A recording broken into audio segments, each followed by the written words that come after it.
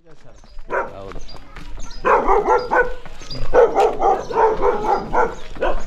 ಸಾಕು ಅಲ್ಲಾಕವ್ರಿಗೂ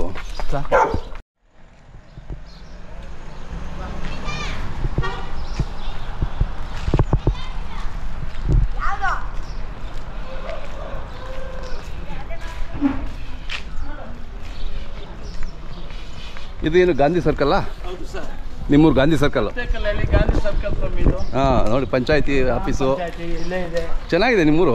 ಇಲ್ಲಿ ಆಸ್ಪತ್ರೆ ಸೌಕರ್ಯ ಇದೆ, ವೆಟರ್ನರಿ ಆಸ್ಪತ್ರೆ ಇದೆ, ಆಯುರ್ವೇದಿಕ್ ಆಸ್ಪತ್ರೆ ಇದೆ. ಹೌದಾ? ಸ್ಕೂಲ್ ಇದೆ. ಓಕೆ.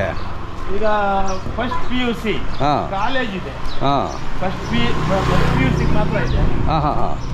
ಚೆನ್ನಾಗಿದೆ ಸರ್. ಚೆನ್ನಾಗಿದೆ. ಪಶುವೈದ್ಯ ಶಾಲೆ ಇದೆ. ಎಲ್ಲ ಫೆಸಿಲಿಟಿ ಇದೆ ನಿಮ್ಮೂರಲ್ಲಿ? ಎಲ್ಲ ಸಾಕಷ್ಟು ಒಳ್ಳೆ ಅದು ರಸ್ತೆಗಳು, ಅದೇ ನೀರುಗಳು ಎಲ್ಲ ಚೆನ್ನಾಗಿದೆ. ಬನ್ನಿ ಬನ್ನಿ.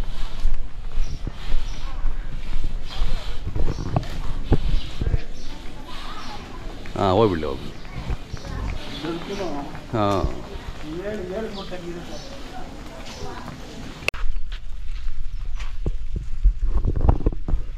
ಬನ್ನಿ ತಗೊಂಡವ್ರು ಈ ಕಡೆ ಬನ್ನಿ. ಈ ವರ್ಷ ಎಷ್ಟು ಜಾತ್ರೆ ಸ್ವಾಮಿ? ಈ ಸಾರಿ ಒಂದು 10-15 ಜಾತ್ರೆ ನೋಡ್ಬಿಟ್ಟೆ. ನೋಡಿದ್ರಲ್ಲ? ನೋಡಿದೆ. ಕಾರಣ ಏನಂತ ಸರ್, ಮುಂದೆ ನೋಡೋಕ್ಕಾಗ್ತದೋ ಆಗಲ್ವೋ ಅಂತ ಈ ಸಾಮರ್ಥ್ಯ ಇರೋವಾಗ ಎಲ್ಲ ಕಡೆ ಸುತ್ತಾಡ್ಬಿಡೋಣ ಅಂತ. ಈಗ ನನ್ನ ಹಿಂದೆ ನಮ್ಮ ನಾರಾಯಣ ಸ್ವಾಮಿ ನಮ್ಮ ಮೆತ್ತಿಗೆ ಸಪೋರ್ಟ್ ಇರ್ತಾರೆ, ಮಾತಾಡ್ಕೊಂಡು ಟೈಮ್ ಪಾಸ್ ಮಾಡೋದಕ್ಕೆ ಓಡಾಡ್ತೀವಿ. ಈಗ ಇಷ್ಟು ಜಾತ್ರೆ ನೀವು ತಿರುಗಿದಿರಲ್ವಾ? ಅಂದ್ರೆ ನಾನು ಒಂದು ಪ್ರಶ್ನೆ ಕೇಳ್ತೀನಿ ನಿಮಗೆ, ಹೇಳಿ ಸರ್. ಕರೆಕ್ಟಾಗಿ ಉತ್ತರ ಹೇಳ್ಬೇಕು. ಹೇಳ್ತೀನಿ. ಅನುಕೂಲಗಳು ಈಗ ಸರ್ಕಾರ ಆಗ್ಬೋದು ಅಥವಾ ಲೋಕಲ್ ಪಂಚಾಯತಿ ಆಗ್ಬೋದು, ಅನುಕೂಲಗಳು ಮಾಡ್ತಿಲ್ವಾ ಅದ್ರ ಬಗ್ಗೆ ಸ್ವಲ್ಪ ಹೇಳಿ ನಮಗೆ, ರೈತರಿಗೆ. ಇದೆ ಸರ್. ಸೌಕರ್ಯಗಳು ಅಂತಂದ್ರೆ ಘಾಟಿನಲ್ಲಿ ನೋಡಿ ಖಾಸಗಿಯಾಗಿ ಹುಲ್ಲು ಕೊಟ್ಟಿರುವಂತ ಹುಡುಗ ಇದ್ದಾನೆ, ಆಮೇಲೆ ನೀರು ಕೊಟ್ಟಿರುವಂತ ರೈತರಿದ್ದಾರೆ, ಆಮೇಲೆ ಊಟ ಹಾಕಿರುವಂತ ಘಾಟಿ ಸುಬ್ರಹ್ಮಣ್ಯ ಟ್ರಸ್ಟ್ ಇದೆ. ಇಷ್ಟಾಗಿ ಅದನ್ನ ನೋಡ್ಕೊಂಡು ನಮ್ಮ ಸಿದ್ಧಗಂಗೆಯಲ್ಲಿ ಇಡೀ ಜಾತ್ರೆಗೆ ಒಲೆ ಹಚ್ಚಬಾರ್ದು ಸರ್, ಹೋಗಿ 3 ಹೊತ್ತು ಊಟ ಮಾಡ್ಕೊಂಡ್ ಬರ್ಬೇಕು, ಅದೊಂದು ಕಂಡೀಷನ್ ಮಾಡಿದ್ದಾರೆ. ಹೌದು. ತ್ರಿವಿಧ ದಾಸು ಅಲ್ಲಿ ಯಾವುದೇ ಹೋಟೆಲ್ಗಳು ಬರೋದೇ ಇಲ್ಲ, ಅದಕ್ಕೆ ಬರೋದು ಇಲ್ಲ, ಯಾವುದೇ ಒಲೆ ಇಲ್ಲ. ಹೌದೌದು. ನೀವು ಬೇಕಾದ್ರೆ ನೋಡಿ, ಒಲೆಗಳು ಎಲ್ಲಿ ಹಚ್ಚೋಂಗಿಲ್ಲ, ಅಲ್ಲಿ ಬರೋದಿಲ್ಲ.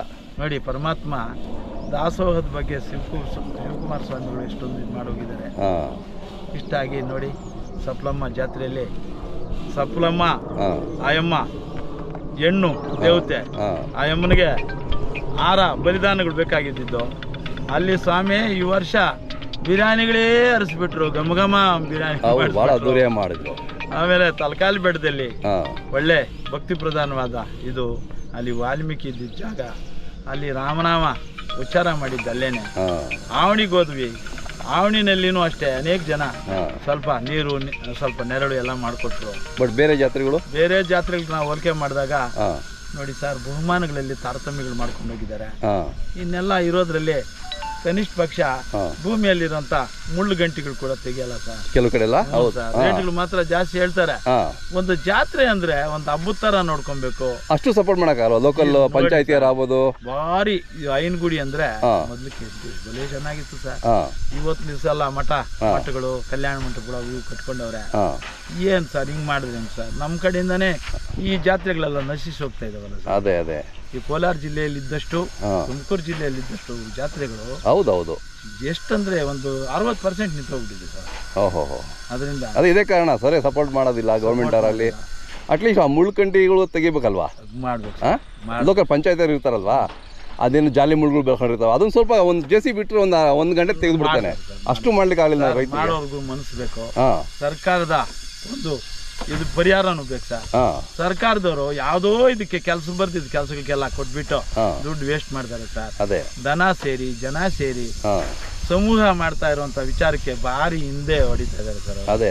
ಯಾಕೆ ಸರ್ ಅಂದ್ರೆ ಪ್ರತಿ ದಿವಸ ನಾವು ಈ ಫೋನ್ಗಳು ಪೇಪರ್ಗಳೆಲ್ಲ ಅಲ್ಲಿ ನೋಡಿದಾಗ ಎಲ್ಲ ಬರೀ ವೈಯಕ್ತಿಕವಾದ ವಿಚಾರಗಳು ತಗೊಳ್ತಾರೆ ಹೊರತು ಈ ತರ ದನಗಳು, ಜನಗಳು, ಹಳ್ಳಿಗಳು, ಪಟ್ಟಣಗಳು, ನೀರು, ಮೇವು ಒಂದು ಸಮುದಾಯದ ದೃಷ್ಟಿಯಿಂದ ಯೋಚನೆ ಮಾಡ್ಬೇಕಾಗ್ಬಿಟ್ಟಿದೆ.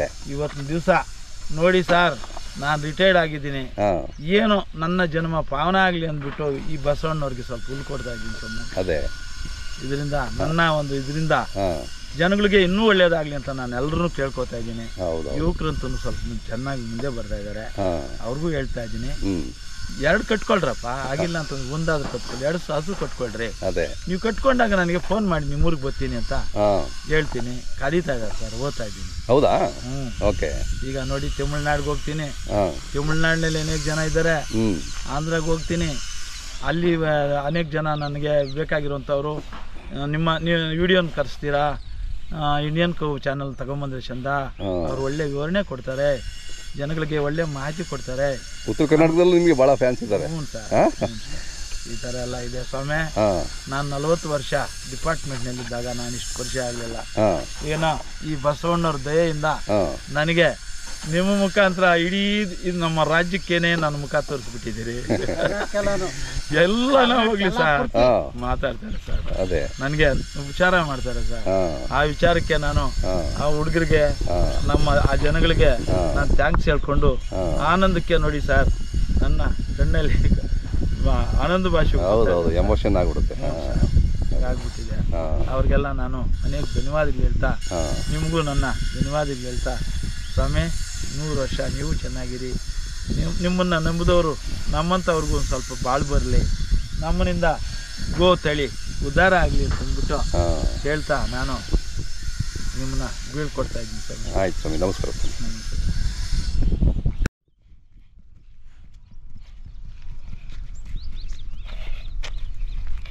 ಹೋಗ್ಬಿಡಿ ಮನೆ ಕಡೆ ಹೋಗೋದು ಸರ್, ಮನೆಗೆ ಬರ್ತಾವ ಈಗ ನಡ್ರಿ. ಮತ್ತೆ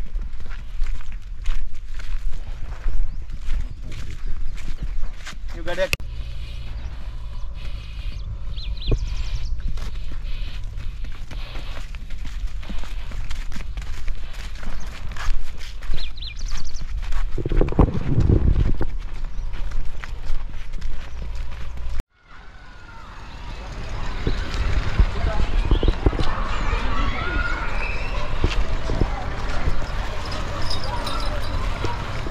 ನಿಮ್ಮ ಮನೆ ಹತ್ರ ಹೈಸ್ಕೂಲ್ ಅಲ್ಲ ಇದು?